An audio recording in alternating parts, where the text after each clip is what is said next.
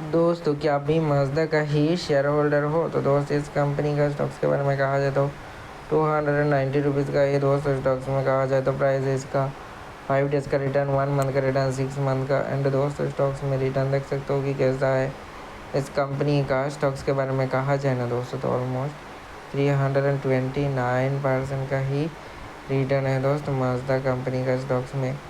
And इस company के बारे में कहा जाए दोस्तों तो यहाँ पर रिटर्न देख सकते हो कि कैसा है इसका। यहाँ पर मार्केट साइज देखो दोस्त कैसा है, लगभग कहा जाए दोस्तों तो 600 करोड़ का ही दोस्त इसका मार्केट साइज है इस कंपनी का स्टॉक्स में।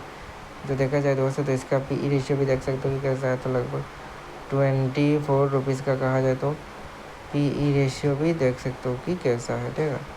तो दोस्त क्या आप भी इसी का ही शेयर होल्डर हो या फिर किसी दूसरे स्टॉक्स का कमेंट करना ज़रूर। तो दोस्त फिलहाल आज के लिए इतना ही, मिलते हैं किसी नए वीडियो के साथ। मगर ब्लेस यू, गुड बाय।